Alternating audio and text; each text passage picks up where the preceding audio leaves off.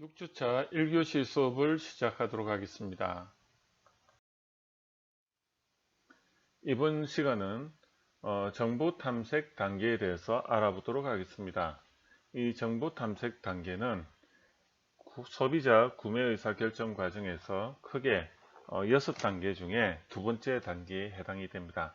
그래서 문제 인식 그 다음 단계고요. 그리고 구매 전 대안평가의 전 단계에 해당이 됩니다.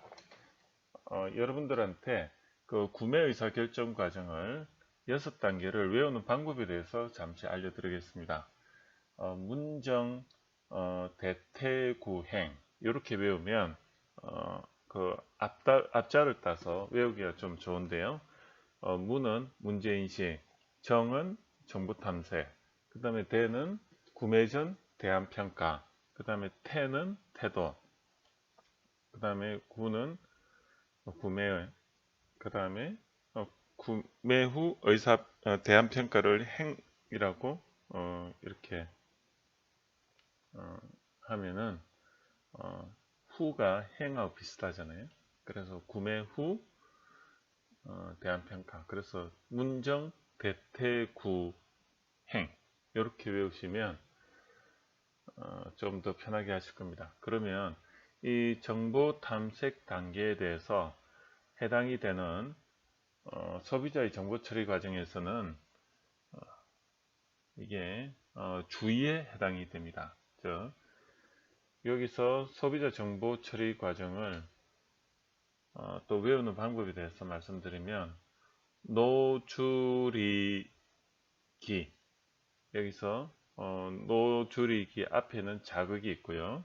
그 다음에 노출 주의 이해, 그 다음에 기억, 그 사이에는 동의가 있습니다. 그래서 노줄이기, 문정 대퇴구행, 노줄이기 이렇게 외우시면 좀 더 편하게 하실 수가 있고요. 자, 그러면 그 정보 탐색과 주의를 보면은 문제를 인식하게 되면 그러면 그 다음에 이제 주의를 하게 되죠.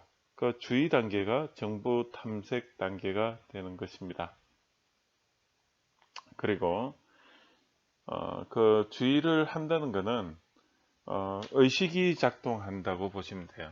그래서 그 의식이라는 것은 말 그대로 집중력이 살아있을 때를 우리는 의식이라고 합니다. 그러면 무의식은 뭐냐면 집중력이 작동하지 않을 때 그때를 무의식적 상태라고 하고 그래서 여러분들이 하루에 이렇게 24시간을 자기도 하고 깨어 있기도 한데 집중력이 있을 때를 우리는 의식이 있다고 하고 집중력이 없을 때, 즉 주의가 살아있지 않을 때를 우리는 무의식적이다.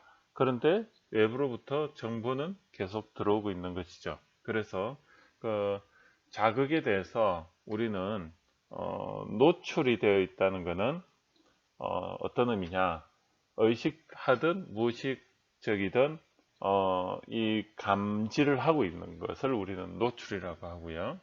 그 노출이 되어 있어도 거기에 대해서 주의를 기울였을 때 우리는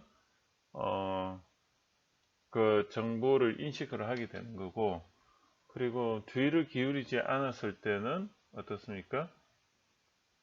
그래도 정보는 들어오는 겁니다. 그런데 주의를 했을 때 우리는 그것을 이해를 하는 구매 전 대안 평가를 통해서 또 이해를 하게 되는데 그걸 우리는 정보의 지각이라고 하고요. 그런데 이러한 무의식, 즉 주의가 일어나지 않은 상태에서는 이런 이해작용을 하지 않는 거죠. 예. 그 다음에 이러한 이해작용이 있었을 때 우리는 동의라는 그 수용 과정이 있고 이게 태도가 형성이 되는 것입니다. 그래서 이 태도가 형성이 되었을 때 우리는 이 신념이 생기는 거고요. 이때 이제 우리가 그 뭐가 좋다, 안 좋다 이런 감정이 생기는 것입니다. 그래서 상위에 보면 인지 다음에 감정 이렇게 표현이 되어 있는데 이 태도가 생기면 그 다음에 구매 의사 결정이 되고 그래서 여러분들이 뭐 구매 의도에 대해서 독립 변수에 대한 종속 변수로서 구매 의지, 구매 의도 아니면 창업 의지, 창업 의도 이게 전부 이 의사결정 과정에서 구매에 해당이 되는 것입니다. 그래서 이러한 구매를 하면은 그 다음에 거기에 대해서 기억을 하게 되는 거죠. 그리고 구매 후에 그거에 대해서 내가 잘했는지 못했는지 그것을 우리가 계속 평가를 하게 되는데 그걸 통해서도 우리는 또 기억을 하게 되고 그래서 우리가 정보 탐색을 한다는 것은 그때 이제 주의가 생기는데 이 주의에 영향을 미치는 것이 이 태도, 즉 신념, 애호도, 브랜드 충성도 되어 있는데요. 이 태도가 주의에 영향을 미칩니다. 아시겠죠? 그래서 이 주의가 태도에 미치는 것이 굉장히 이제 어떻게 보면 이 태도가 이 주의에 영향을 미치는 거죠. 그래서 여러분들이 내가 관심이 있는 거는 어떻게 보면 주의력이 살아나는 거죠. 관심이 없는 거는 주의가 없고 그래서 우리가 애기들이 보면 관심 있는 건 눈이 반짝반짝하는데 관심 없는 거는 그냥 주의력이 없는 거죠. 그런데 주의에 영향을 미치는 그 태도를 보니까 그 사람의 관점이라든지 신념이라든지 브랜드 충성도, 애호도 이런 것들에 영향을 미쳐서 그 주의력이 살아나면 어떻게 보면 적극적으로 정보를 더 탐색을 하는 거죠. 예. 자, 그래서 그 정보 탐색 단계에서는 영향을 받는 것이 이 태도, 즉 브랜드의 영향을 받게 되고요. 그 브랜드에 대해서 먼저 알아볼 것입니다. 그리고 또 한 가지는 요 개인적인 요인으로서 그 관여도가 앞에서 관여도를 설명하면서 구매 의사 결정 과정에서 이 관여도가 저관여도일 때는 이미 리스크가 없기 때문에 이 정보 탐색 과정에서 본인이 기억하는 범위, 즉 최소한의 정보 탐색 과정만 거치고 바로 구매 전 대한 평가도 하지 않고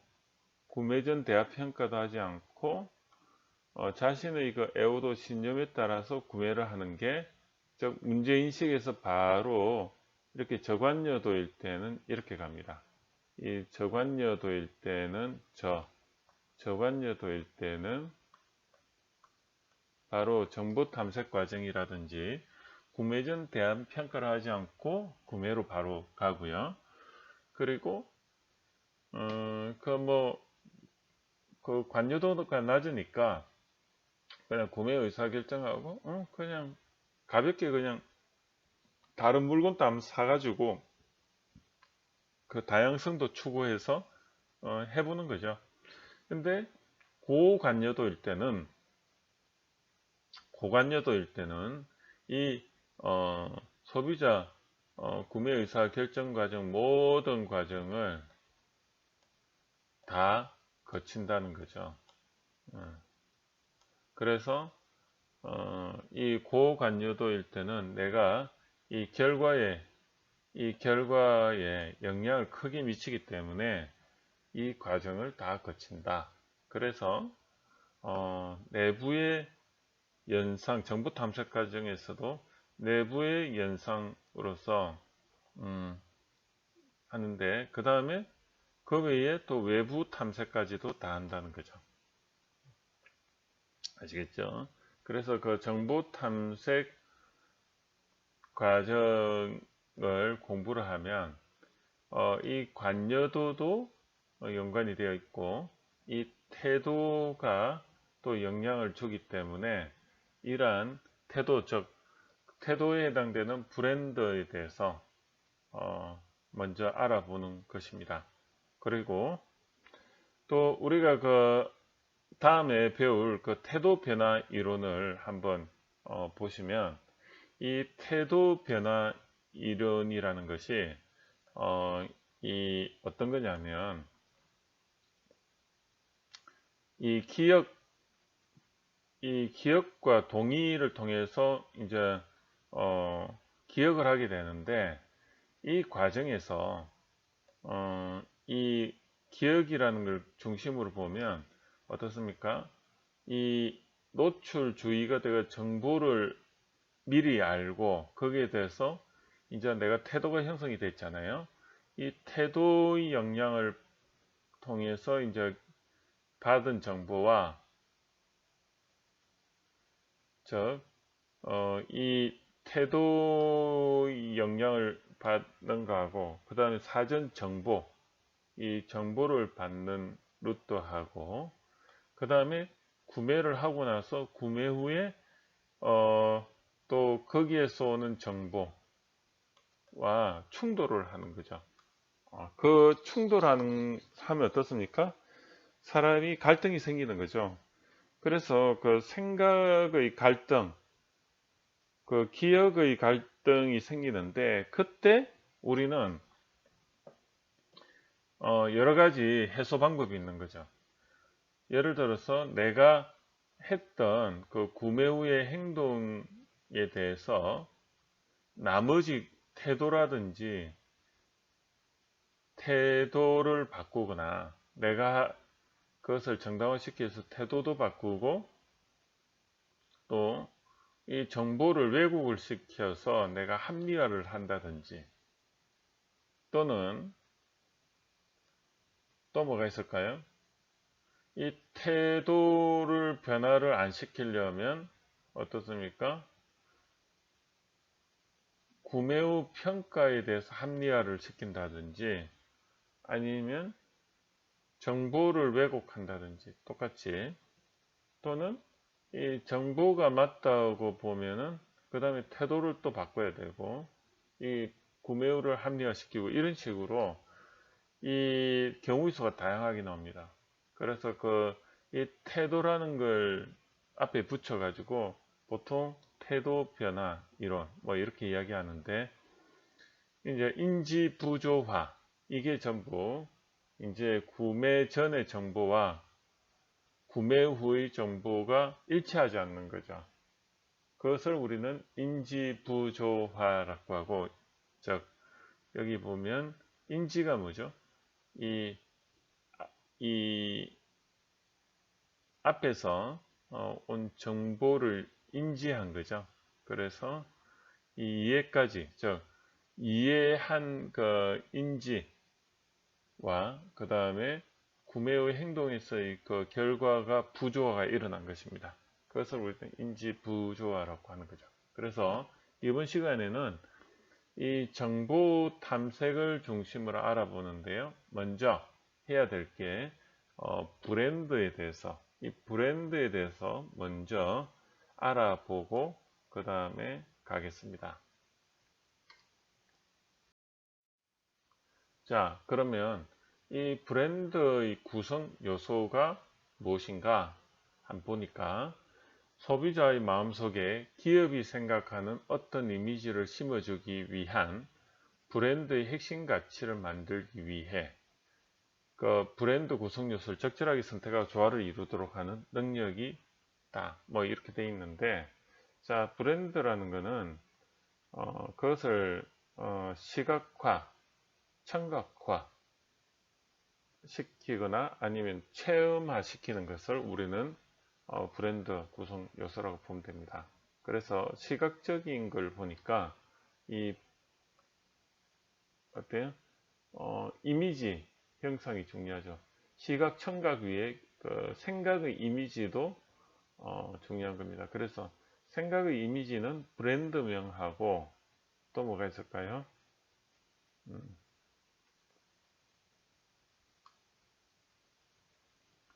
예, 그 이미지적으로 보면 이 브랜드명이 될 거고요. 이거는 의에 대해서 의미라고 보면 되죠. 예. 그래서 이 어떻게 보면 이 컨셉이라고 보면 되죠. 컨셉. 그래서 브랜드 구성 요소를 크게 한 세네 가지로 이렇게 구분을 해볼 수가 있는데, 첫 번째가 그 컨셉이라고 보면 돼요. 그 이미지. 그래서 브랜드명은 그 의에 이해하시면 되고, 그 다음에 그 브랜드의 그 슬로건 이것도 의라고 보면 되죠. 예.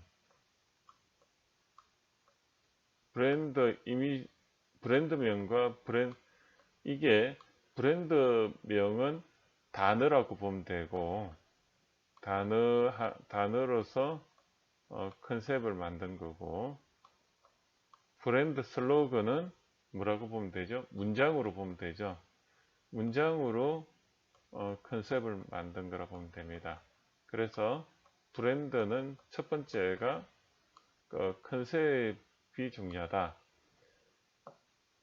그 다음에 또 한 가지가 어떻게 보면 형상으로서 컨셉을 만든 거죠. 형상.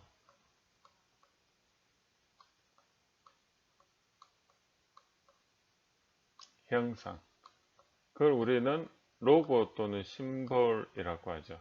예. 이 형상. 우리 그 한자를 보면 형상 문자가 여기에 해당이 되고, 그죠? 그 형상 문자들이 모여서 상위의 컨셉을 만들죠. 예. 자, 패키지 디자인. 예. 요거는 심볼 여기에 해당이 되고요. 패키지 디자인은 여기에 보시면 돼요. 요거는 어떻게 보면 통합적 그 디자인인데, 이거는 디자인의 그냥 문장이라고 보시면 되죠. 그 다음에 뭐죠? 귀를 의식해서, 그러니까 귀를 가지고 이렇게 자극을 받아서 하는 이 시엠송이 있고, 그 다음에 눈으로 보는 컬러가 있고, 그 다음에 캐릭터 및 마스코트 이런 것들이 있다. 그래서 이거는 음악을 말하고, 이거는 눈의 그 컬러 이미지 이렇게 보면 되고, 그 다음에 이 캐릭터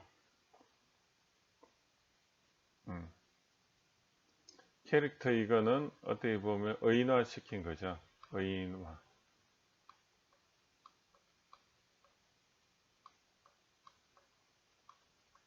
자, 그래서 이거를 외우는 게, 그냥 이미지를 한번 보면 그 한자에도 형상 문자가 있고 형이 문자가 있듯이, 형상 문자는 무엇에 해당이 되는가 봤더니 로고와 심볼 또는 좀 더 복잡한 건 패키지 디자인에 해당이 되고, 그 다음에 그거 가지고 형이 문자는 단어로서 이루어진 게 브랜드명, 그 다음에 브랜드 슬로건 이런 것들이 있고, 그 다음에 여기 이제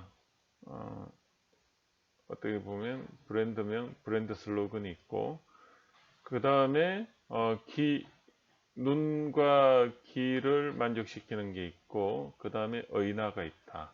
이렇게 외우면 조금 더 연상을 해서 외울 수가 있습니다. 그래서 이 브랜드 구성 요소는 어떻게 보면 이것을 다른 것과 매칭을 시켜서 보통 외우게 되는 것이죠. 그래서 한 번 더 브랜드 구성 요소를 보면 소비자의 마음속에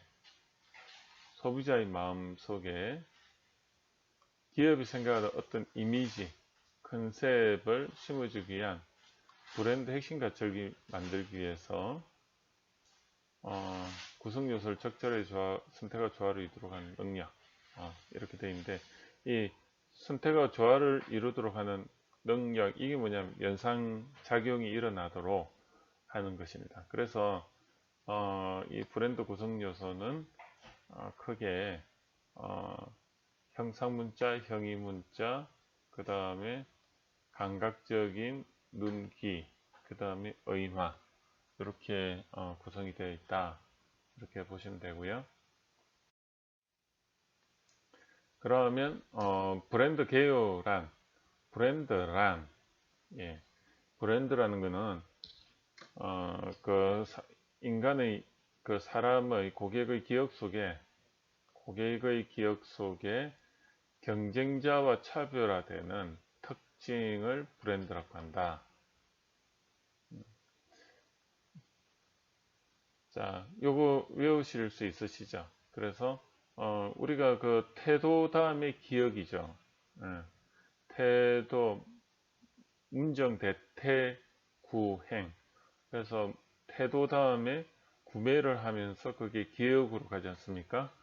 이러한 그 구매를 하면은 거기에 대해서 이제 행동이 나오니까 그게 기억 속에 이제 나오는데, 그때 이 그 기억 속에 뭐가 기억이 되느냐, 이 선호도가 기억이 되는데, 그게 막연하게 그 태도로만 기억이 되면 이게 기억이 잘 안 됩니다. 그래서 이 브랜드의 구성 요소 중에 여러 개와 결합이 돼서 기억이 되도록 하는 게 브랜드다. 그래서 그 브랜드는 그런데 기억이 되는데 어떻게 기억이 되냐면 경쟁자와 차별화된다. 특징이 차별화되는 것, 특징, 아이덴티티가 기억이 되는 거죠. 다 기억하는 게 아니고 그 아이덴티티, 다른 경쟁자 A사, B사, C사와 차별화되는 자사의 무엇으로? 자사의 요런 차원을 가지고 요 차원이 뭐냐 하면 이 포피믹스에서 프로덕트, 프라이스, 플레이스, 프로모션, 피지컬 에비던스, 피플, 프로세서, 이러한 차원, 요걸 차원으로 볼 수가 있는데요. 이러한 차원 중에 뭔가가 경쟁자 제품이나 서비스보다 더 낫더라. 그래서 그러한 태도가 생긴 거죠. 문정 대퇴구행에서 정보 검색을 통해서 대안평가를 해보니 그 다음에 태도가 생기는데, 그게 뭐냐면 이런 학습을 통해서 이러한 차원 중에 다른 제품이나 서비스보다 내가 여기 특별히 여기에 낫더라. 그래서 이러한 부분을 뭔가와 결합을 시켜야지 기억이 잘 되는 거죠. 그러면 그 기억하는 걸 보니까 브랜드 구성 요소로서 눈에 보이는 게 아까 컬러가 있고요. 그 다음에 귀를 자극해서 하는 게 징글송. 그 다음에 형상 문자가 뭐죠? 컬러, 싱글. 그 다음에 형상 문자가 어떻게 보면 로고나 심볼, 그죠? 이런 게 있고, 그 다음에 그것의 어떻게 보면 종합적인 게 패키지 디자인. 그 다음에 형이 문자가 브랜드, 단어로, 그 다음에 그 문장으로 된 게 슬로건, 그 다음 의인화시킨 게 캐릭터 마스코트라 했죠. 요거와 결합을 시키면 사람들이 쉽게 이해하도록 돕는 거죠. 그래서 그걸 브랜드 구성 요소가 되는 거고, 그래서 이거와 결합을 시키고, 그 다음에 또 한 가지가 더 뭐와 결합을 시키냐면 체험입니다. 체험. 사용자 경험, 구매 후 평가. 이거와 결합을 시키면 브랜드 포지셔닝이 확실하게 되는 것입니다. 그래서 브랜드 포지셔닝 수단에 대해서 이야기를 하시오 하면 어떻게 되냐면, 이러한 경쟁자와 차별화되는 차원으로서 7P 믹스와 결합시킨 이 브랜드 수단으로서 이 7가지와 그 다음에 체험까지 결합을 시켜서 고객의 기억 속에 경쟁자와 차별화되는 특징을 쉽게 기억하도록 하는 것을 우리는 브랜드라고 한다. 이렇게 정의하면 제일 정확한 거죠. 그래서 이 태도를 어떻게 보면 기억으로 만들어주는 이 수단으로서의 어떤 이미지 또는 색깔 또는 의나 또는 체험을 활용해서 기억에 잘 저장이 되도록 하는 보조 수단이 브랜드라고 보시면 되는 것입니다. 자, 그래서 브랜드란 고객의 기억, 이 고객의 기억 속에 이 경쟁자들과 차별화되는 이런 부분에 대해서 기억이 쉽도록 해주는 이 수단을 브랜드라고 한다. 이렇게 외우시면 되는 것입니다.